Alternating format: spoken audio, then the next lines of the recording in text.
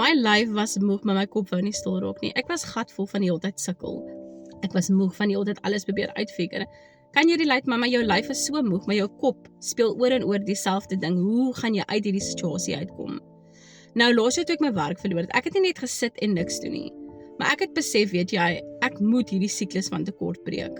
Ek het besef dat 1 salaris is nie meer genoeg nie, want toe ek my salaris verloor, het ek geen plan B gehad nie. Ek het ook niks gehad om op terug te val nie. En weet jy, ek het afgekom op 'n mamma op TikTok, waar sy gewys het hoe sy $1 inkomste maak vanaf haar selfoon.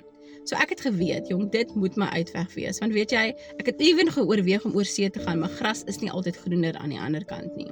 Nou mamma, jy voel dalk vandag dat jy het nie tyd nie.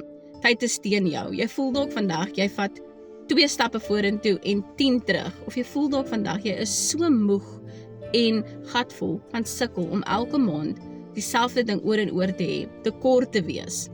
Nou, dis tyd om daai siklus van tekort te breek. Nou, 7 maande terug het ek afgekom op 'n aanlyn besigheid waar ek nou $1 inkomste hier in Suid-Afrika maak vir die laaste 7 maande. Ek het soveel meer rus, ek het soveel meer ja-oomblikke vir my kinders. Ek kan actually al my skuld betaal voor die nuwe maand kom en oor hê, en ek het soveel meer rustige nagruste. So as jy 'n mamma is wat vandag moeg is van sukkel, jy is moeg van hand tot mond lewe, jy is moeg van die heeltyd in survival mode speel, skryf vir my moeg in die comment section. Dan deel ek met jou 'n gratis video en 'n PDF wat jou presies gaan wys hoe jy $1 inkomste kan maak vanaf jou selfoon hier binne in Suid-Afrika. Mooi dag.